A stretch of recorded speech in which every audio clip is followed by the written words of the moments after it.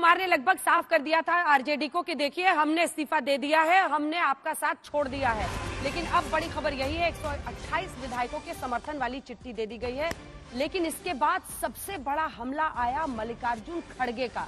आया राम गया राम वाले कई नेता हैं देश में, कह दिया खड़गे साहब ने। सुनिए। अरे इसलिए नौबत हुई है कि ठीक नहीं चल रहा था, तो इसीलिए थोड़ी परेशान। आप लोग तो हमसे बहुत पूछ रहे थे, हम बीच में बंद कर दिए थे कुछ बोलना, तो हम देख रहे थे भी हम जो पहले गठबंधन को छोड़ के नए गठबंधन बनाए थे, और जो नया गठबंधन 1.5 महीना से बनाए थे, 1.5 साल से, तो यहाँ पर भी जो स्थिति इधर आकर के ठीक नहीं लगी है।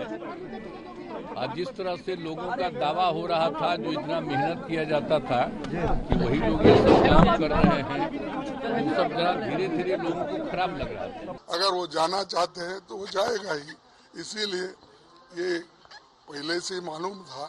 लेकिन हमने ये इंडिया अलायंस को इंटैक्ट रखने के लिए हम होके कोई बात अगर गलत करेंगे तो वो रॉन्ग मैसेज आएगा। ये सूचना तो हमको बिहार के डिप्टी चीफ मिनिस्टर और लल्लू प्रसाद दोनों ने दिए थे, और आज वो सच हुआ। ऐसे देश में तो बहुत से लोग हैं, आया राम गया राम, बहुत लोग। आया राम गया राम कह के अब इंडिया वाले हमला कर रहे हैं नीतीश कुमार पर। और नीतीश कुमार देखिए कह रहे हैं कि जो चल रहा था वो ठीक नहीं था। ये अंदाज है उनका बोलने का।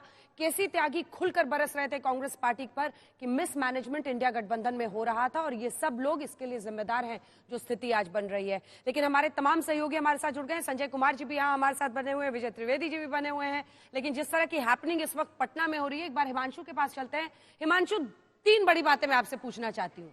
उप मुख्यमंत्री तो बन गए हैं सम्राट चौधरी, साफा उनका अब खुलेगा नहीं, लेकिन सवाल है कि क्या गृह मंत्रालय फिर देखिए बिल्कुल देखिए अंजना सरकार का दावा पेश करने के बाद सम्राट चौधरी, विजय तावड़े और नीतीश कुमार एक साथ निकले हैं।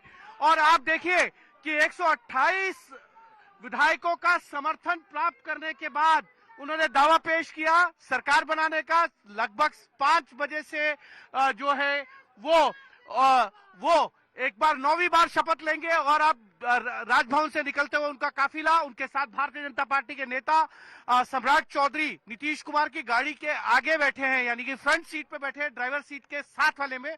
और क्योंकि वो मुख्यमंत्री हैं, विनोद तावड़े हैं, नीतीश कुमार हैं। जी हाँ, सम्राट चौधरी वही हैं जिनसे मैंने 3 दिन पहले पूछा था कि आप अपना साफा कब खोलेंगे, तो उन्होंने कहा कि अभी पहना हुआ है। और साफा उन्होंने किस लिए पहना था पूरा बिहार जानता है। उन्होंने कहा था जब तक नीतीश कुमार को मुख्यमंत्री की गद्दी से हटा नहीं दूंगा, साफा नहीं खोलूंगा। लेकिन अब वो नीतीश कुमार के साथ उन्हीं की सरकार में उप मुख्यमंत्री बनने जा रहे हैं अंजना। तो ऐसे में सवाल जरूर है, लेकिन इतना तय है कि नीतीश कुमार अब 9वीं बार जो है वो बिहार के उप मुख्यमंत्री बन रहे हैं। सरकार बनाने का दावा पेश करके अब वो बाहर आ चुके हैं और लगभग 5 बजे के करीब जो है वो एक बार फिर से राजभवन आएंगे। उनके साथ जो है जीतन राम मांझी, बीजेपी के अध्यक्ष जेपी नड्डा, तमाम नेता भारतीय जनता पार्टी के उस वक्त मौजूद रहेंगे। नीतीश कुमार खुद मुख्यमंत्री पद की शपथ लेंगे और सम्राट चौधरी और विजय कुमार सिन्हा, नित्यानंद राय को सुनते हैं। आ रही हूँ हिमांशु, आ रही हूँ। नित्यानंद राय को लेकिन एनडीए जीतेगी और फिर से 2024 में माननीय प्रधानमंत्री जी को फिर से तिबारे प्रधानमंत्री बनाने के लिए बिहार की 40 की 40 सीट एनडीए जीतकर उनके झोली में देगी। नित्यानंद राय, अपनी पार्टी की तरफ से जीतन राम मांझी को मनाने का इन्हीं को कार्यक्रम सौंपा गया था। परसों रात में, शाम में उनके घर में बहुत देर तक बैठे हुए थे। हिमांशु, इस पर कोई क्लैरिटी है क्या? अगर शशि भी जुड़ते हैं बताइएगा। गृह मंत्रालय क्या फिर नीतीश बाबू ही रखेंगे या सम्राट चौधरी ने ऐसी कोई डील की होगी कि कम से कम आप पीएम, हमारा सीएम नहीं बन रहा तो कम से कम गृह मंत्रालय तो दीजिए इस बार? शशि, मुझे नहीं लगता कि अंजना गृह मंत्रालय नीतीश कुमार छोड़ेंगे। 2022 में भी इसको लेकर बातचीत हुई थी, जब नीतीश कुमार आरजेडी के साथ गए थे कि गृह मंत्रालय जो है आरजेडी के पास जाएगा, लेकिन नीतीश कुमार ने गृह मंत्रालय अपने ही पास रखा। 2015 में भी गृह मंत्रालय उनके पास था जब वो आरजेडी और के साथ सरकार में थे। 20 में भी उनके पास रहा, 17 में भी उन्होंने अपने पास ही रखा। तो गृह मंत्रालय जरूर नीतीश कुमार अपने पास रखेंगे, लेकिन इतना तय है कि स्पीकर का जो पद है वो भारतीय जनता पार्टी के पास जाने वाला है। स्पीकर का पद जो है वो भारतीय जनता पार्टी अपने पास रखेगी।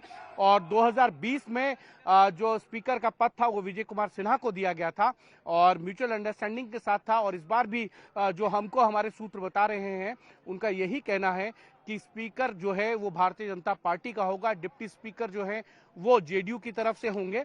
तो एक तरीके से अंडरस्टैंडिंग हो चुकी है और गृह मंत्रालय नीतीश कुमार किसी भी कीमत पर छोड़ना नहीं चाहते हैं, चाहे कुछ भी हो जाए। पिछली बार भी पूरी कोशिश थी आरजेडी की कि गृह मंत्रालय जो है वो आरजेडी के पास चला जाए, यानी तेजस्वी यादव के पास रहे, लेकिन वो उसके लिए तैयार नहीं हुए नीतीश कुमार और अंत में गृह मंत्रालय उन्हीं के पास रहा। और जब से वो मुख्यमंत्री है तब से गृह मंत्रालय उन्हीं के पास रहा है। ये भी एक रिकॉर्ड है, वो गृह मंत्रालय किसी को देते नहीं है। स्पीकर का पद जरूर भारतीय जनता पार्टी को मिलेगा।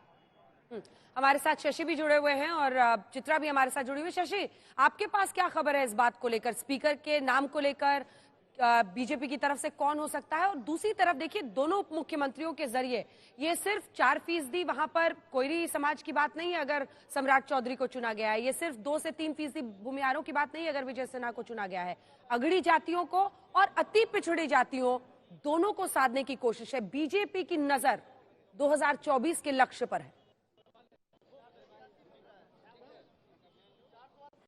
बिल्कुल 2024 के ऊपर नजर है, लेकिन जब आप ये सवाल पूछ रही थी अंजना कि स्पीकर कौन और जो गृह विभाग है वो किसके पास, तो मैं चेहरों को आराम से थोड़ा सा मतलब समझने की कोशिश कर रहा था कि अगर जो अभी स्पीकर की कुर्सी है, ठीक है, बीजेपी अगर इस पर सहमत होकर आई है तब तो बीजेपी के पास वो कुर्सी रहेगी, लेकिन अगर वित्त मंत्री की कुर्सी कहाँ रहेगी? वित्त मंत्री की कुर्सी के लायक इस वक्त सम्राट चौधरी और विजय सिन्हा, दोनों में से अगर दोनों उप मुख्यमंत्री बनने जा रहे हैं तो दोनों में से किसी के पास ऐसा अनुभव नहीं है। हालांकि तारकिशोर प्रसाद के ऊपर दांव बीजेपी ने लगाया था पिछली दफे, लेकिन सुशील मोदी रहे थे और विजय कुमार चौधरी थे। अगर विजय कुमार चौधरी नहीं बन रहे हैं स्पीकर, जैसा कि नीतीश कुमार अगर चाहते, तो अगर नीतीश कुमार को लगता कि कुर्सी उनके पास नहीं है या इस पर कंडीशन पे बात होती, तो वहां उनके लिए सबसे परफेक्ट नाम था विजय कुमार चौधरी का। अगर बीजेपी के पास जा रही है स्पीकर की कुर्सी, तो विजय कुमार चौधरी अगर कैबिनेट में होते हैं तो उनके पास वित्त विभाग जा सकता है, और अगर वित्त विभाग और गृह विभाग दोनों अगर बीजेपी के पास नहीं है तो फिर कौन से डिपार्टमेंट होंगे बीजेपी के पास? ये बड़ा उलझा हुआ गणित